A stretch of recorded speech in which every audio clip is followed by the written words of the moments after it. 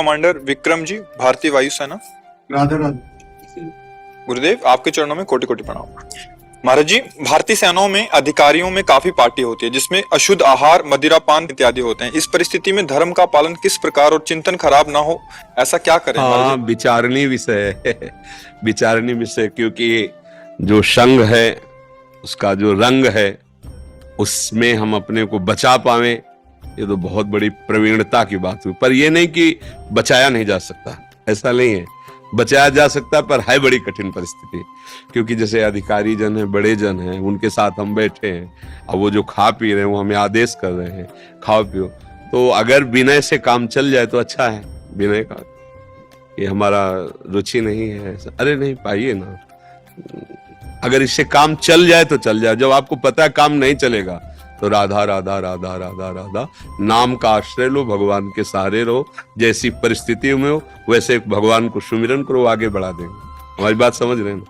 भगवान को नहीं छोड़, जब वो छूट नहीं सकता, हम उस व्यवस्था से आगे नहीं निकल सकते, तो हमें उसी परिस्थिति में भजन करना है।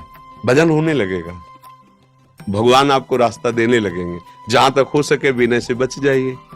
अगर विनय काम नहीं करती है, आपको ऐसा लगता है कि हो सकता है कि हमारे जब अधिकारी जन नाराज हो जाएं, या तो फिर हमें कोई असुविधा मिल सकती है, या अव्यवस्था हो सकती है, या हमारी नौकरी संकट में आ सकती है, तो फिर नाम जप कीजिए और जैसी परिस्थिति हो भगवान से प्रार्थना करके उस परिस्थिति से गुजर जाइए। क्यों, आपकी क्या राय है इसमें? हाँ, असफल रहते हो प्रयास में? कभी कभी तो हो जाता है। देखो, ये बड़ा विचारणीय विषय है। इसमें क्या है कि हम राजी हैं किस बात पे? जो राज सैनिक हैं, इनकी बुद्धि में, इनके हृदय में क्रोधावेश होना चाहिए। शत्रु के नाश करने की दया नहीं होनी चाहिए। तो खान पान जो है वो इसी कोटि का कराया जाता है, शिक्षा इसी कोटि की दी जाती है कि सामने वाले को बख्शना नहीं है। जो हमारे देश के प्रति, हमारे धर्म के प्रति, हमारे देशवासियों के प्रति जरा भी अगर वो, हमारे राज सैनिकों का जो स्वरूप है वो यही है। अब इस स्वरूप में अपने हृदय को वैसा बनाते हुए और ये सब खान पान बचाते बड़ा विरोध है। क्योंकि जब तक रजोगुण और तमोगुण का मिश्रण नहीं होगा तब तक ऐसी क्रियाओं में रुचि नहीं होगी, नहीं ना? अब आप केवल दाल रोटी पाए और गाय का दूध पिए और भजन करे तो आपको यही सुनाई देगा, सन्यास मिल जाए तो अच्छा है, तो हमारी सुरक्षा डगमगा जाएगी। हम उस जैसे हर क्षेत्र का अध्ययन किए ना अपने शास्त्रों में, तो वहां राज सैनिकों को पवाया ही जाता है। ऐसे उनको शिक्षा यही दी जाती है कि उनके अंदर सिंहवत स्वभाव आवे।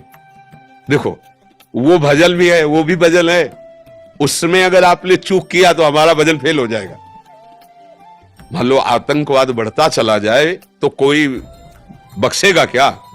साधु महात्मा, धर्म, जो गांव नगर, सब पर आक्रमण होने लगेगा।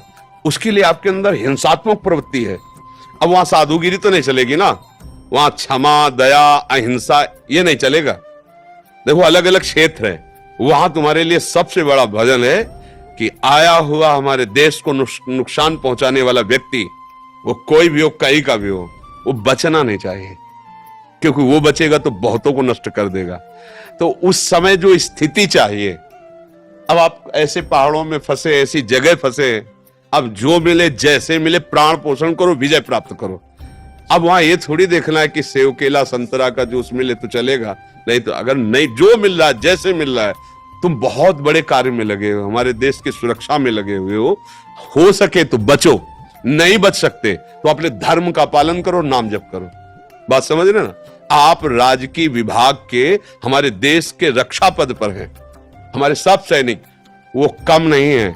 हम यहां बैठ करके भजन कर रहे हैं, वो पहाड़ों में, बॉर्डर में हर कष्ट सहते हुए, जहां कोई सुख सुविधा नहीं है, जहां ऑक्सीजन भी सही नहीं, वहां भी हमारे देश के सैनिक लगे हुए। और उनको उपदेश करें कि तुम जो है मूंग की दाल और फुल्का और ये जो मिले जैसे मिले, तुम अपने प्राणों की रक्षा करो, हमारे देश की रक्षा करो और नाम जप करो, तो उसको गति अच्छी प्राप्त होगी, दुर्गति को प्राप्त नहीं होगा। स्वेच्छा से आप खाने की इच्छा मत करो, परिस्थिति बस ऐसा होता है तो पीछे मत हटो, नाम मत छोड़ो, आगे बढ़ो। समझ रहे ना हमारी बात?